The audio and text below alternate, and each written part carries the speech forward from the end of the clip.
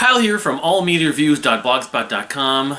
Another album in the Marillion series, and I can just kind of say that how I'm going to do this is just have them random number ordered.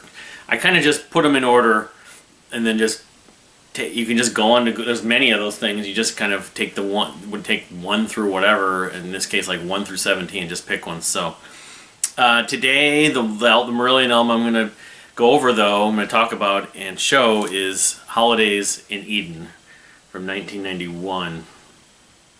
This is the 1998 remaster that I have here. I do not have it on vinyl, I don't believe. I'm like pretty certain. If I ever do, I'll have to show it a later time. So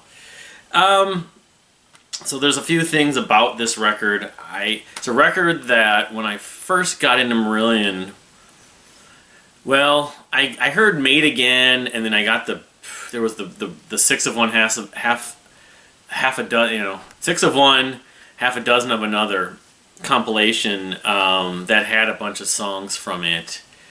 And I can honestly say that hearing the songs from it on those compilations and on Made Again, and then not that long after hearing the actual album, I don't remember, because this is not the one I got. I think I have another CD copy of it, actually, that I'm pretty sure I do. I didn't bring that Marillion book upstairs.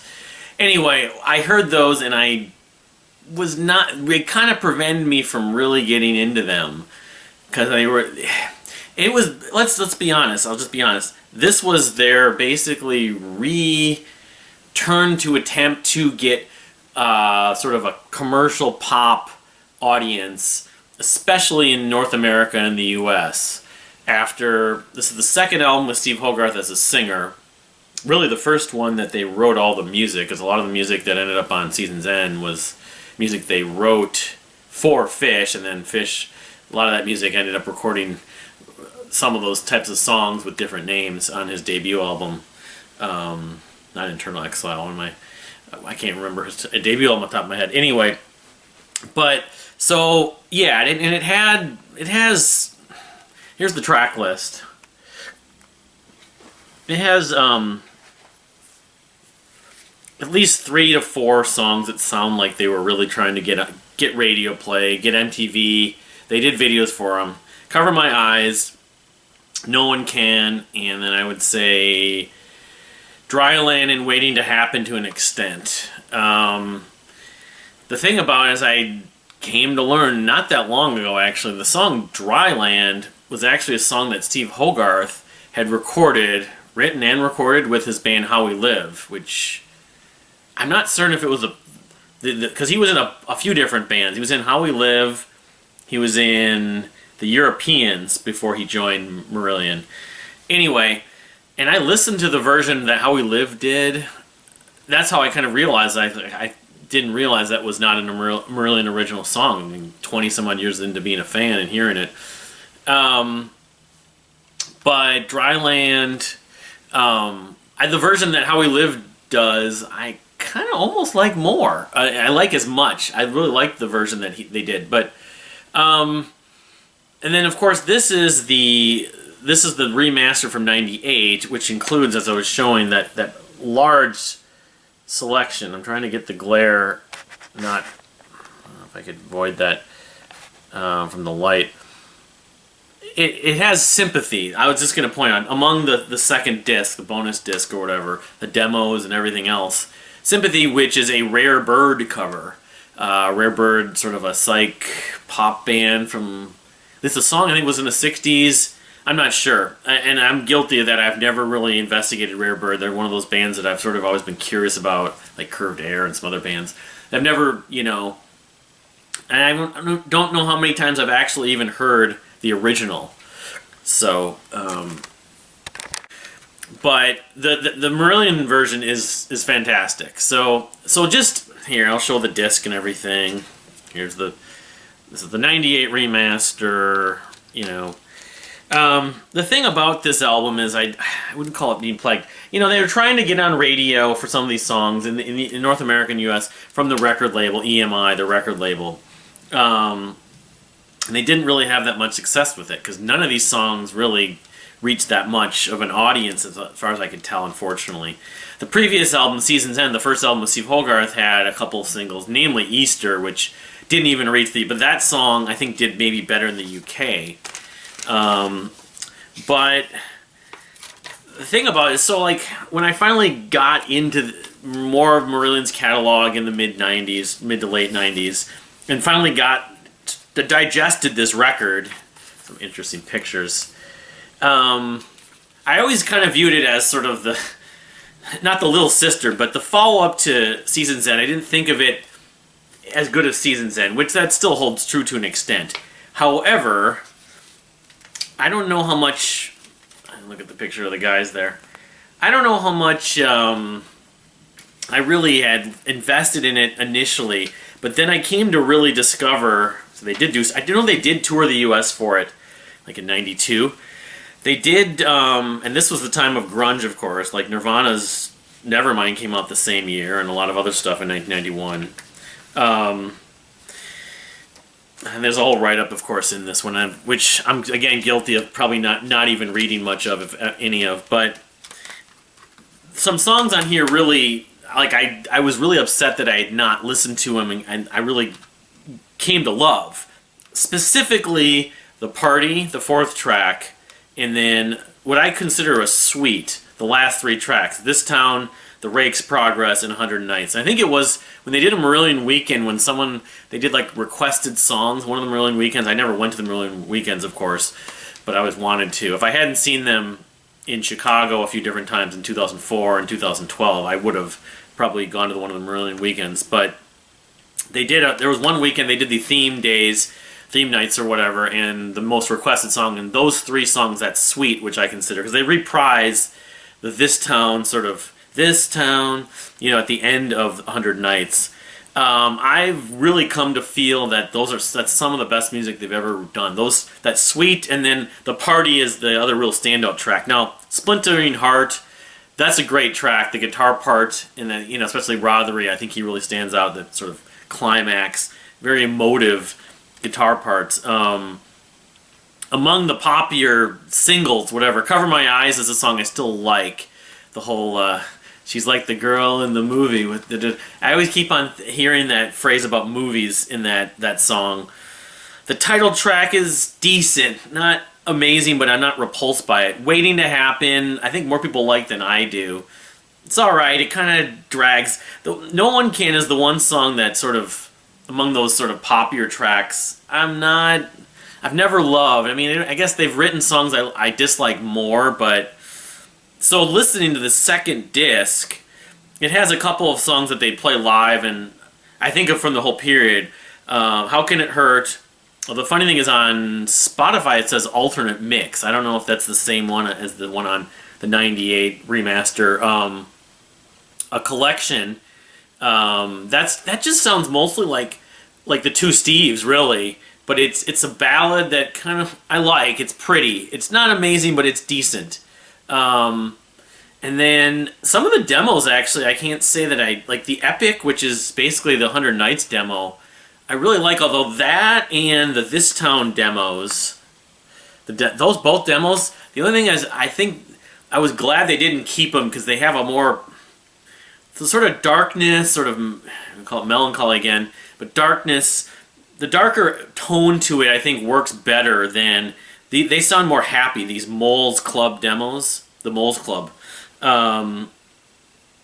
But you don't need anyone. That's another one. Ugh.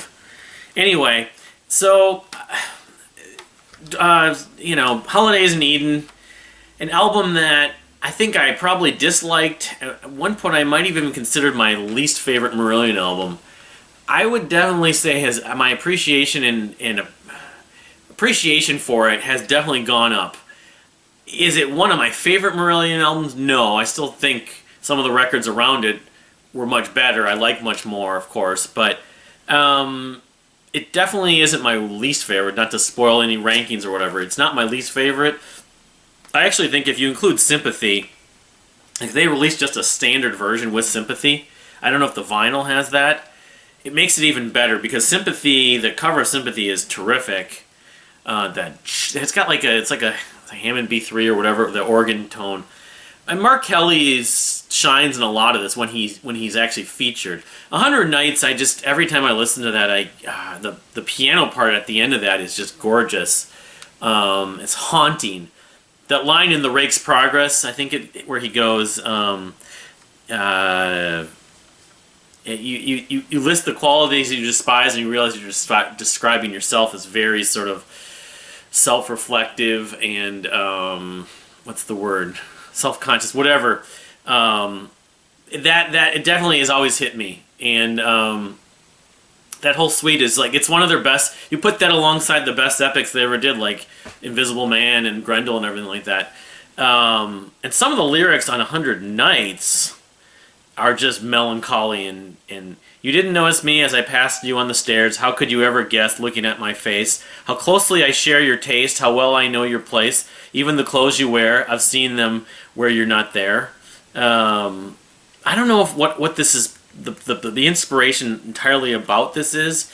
I think of someone who like is sort of lost on some sort of trip or an adventure, and they spend that many nights like lost in this town, because they talk about in a town. But it also has some sort of relationship elements to it, I think. A lot of the lyrics on this album, which, I think, again, the pop element, talk about relationships. No one can cover my eyes. Romantic elements, which isn't unusual for their other music, but I think it was overt. But I think it really, really worked sort of in a subtle, metaphorical way on the closing suite. Because it's like 100 nights of fun and games. This person's spending time with this person they like, likely a guy with a girl, but then somehow, it didn't really translate over time, and so that's maybe the course of 100 nights. So that's 100 nights is like 3 months or whatever. So it's an interesting sort of puzzle, or sort of. Like just to kind of understand where Hogarth, I think, wrote these. He writes most of their lyrics, not all of them. I know they have other people that write some of the lyrics, not even members of the band. But I'm just assuming that Hogarth wrote the lyrics for that whole suite, and maybe it was about a relationship he had with someone, a woman. I could be wrong, but it can be applied to other relationships and other people. That I come here, but if you did, you would know why. So we close our eyes. And it talks about she spends your money on me. Or it might be the other way around, like some woman who actually broke up with a guy or was with a guy, admired a guy, but then that guy's with some other woman. I don't know. It's an interesting sort of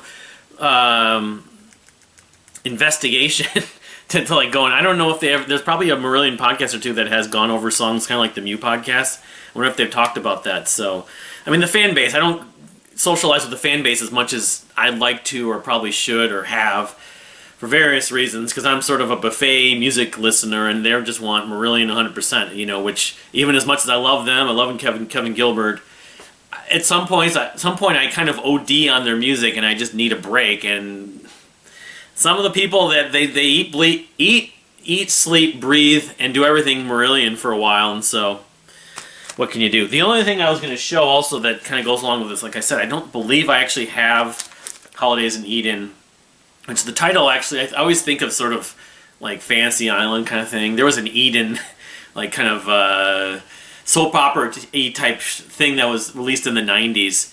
But I do have Dryland, the single, which it says the LP version. It has the song Holloway Girl, which, if I'm not mistaken, Holloway Girl is a track that was on the bonus track of Season's End. I know the song Holloway Girl, but anyway, this is a picture disc, so and I've never played it, but I also, because of the fact it's a picture disc, it probably doesn't play all that well.